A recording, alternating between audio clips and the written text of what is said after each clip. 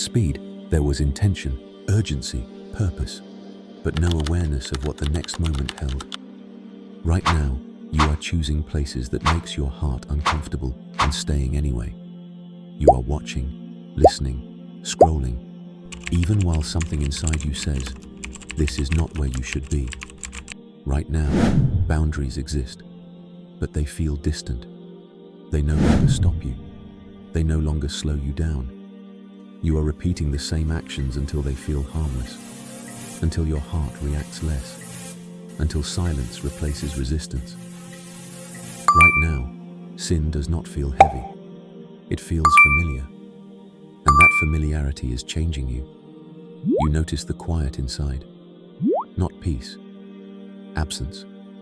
The inner voice that once warned you is softer now, not because it is wrong, but because it is being ignored. Right now, Iman is not being attacked. It is being worn down, moment by moment, choice by choice. You are not confused. You know exactly what you are allowing. You don't pause long enough to face it.